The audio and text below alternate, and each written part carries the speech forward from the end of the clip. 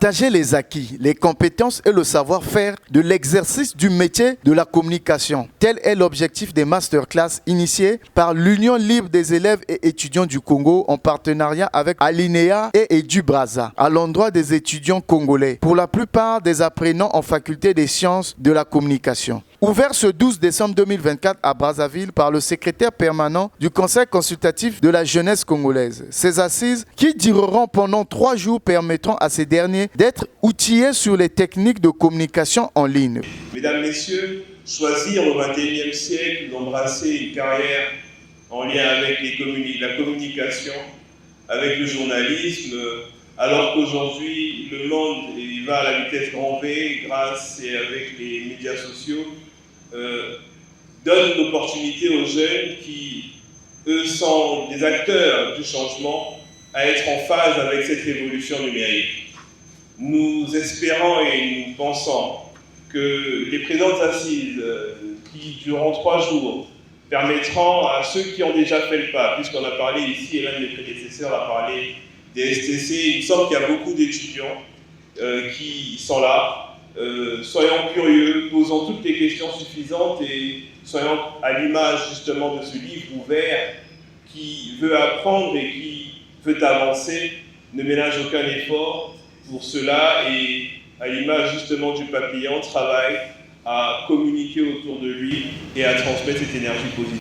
Face aux nombreux défis du secteur avec l'avènement des réseaux sociaux qui contraignent beaucoup de règles d'antan, il est bien nécessaire d'édifier la nouvelle génération sur les enjeux du nouveau mode de journalisme, tout en maîtrisant parfaitement le métier dans son entièreté, comme l'a rappelé Madame Aline France Etokabeka, présidente du comité d'organisation de cet événement et promotrice du concept Alinéa. Ces 3 journées sont organisées pour vous.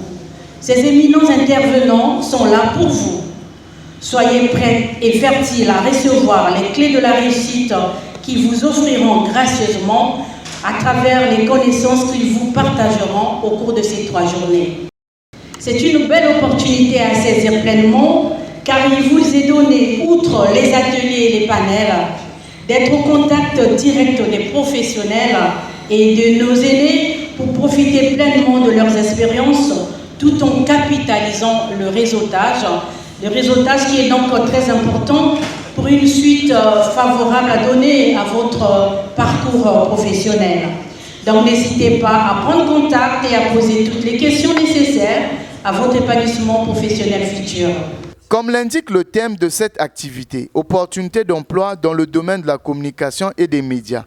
Ce rendez-vous qui a réuni autant de jeunes apprenants en journalisme vise à coacher ces derniers à avoir des initiatives entrepreneuriales dans ce secteur de la communication. C'est ce qui justifie le nombre important de panels, des témoignages pertinents des journalistes qui ont émergé ici en République du Congo. Les participants ont salué cette initiative. Pour la compétence que j'ai acquise pour la première séance d'aujourd'hui, je peux dire que j'ai appris beaucoup de choses avec notre ancien monsieur Arsène qui nous a participé, qui nous a donné un peu sa compétence. On soutient que je peux dire que j'ai retenu quelque chose sur les écritures, que j'ai posé que l'écriture à la télé doit accompagner des images. Ok, à la radio, la radio c'est les sons, ça doit bien préciser. Et au web c'est-à-dire que l'écriture, tu dois renforcer l'écriture parce qu'au web, tu peux corriger ton écriture et tu peux faire. Or qu'à la radio et à la télé, il y aura personne qui vont te dire que tu as mal écrit ou bien tu as mal fait ceci. Donc,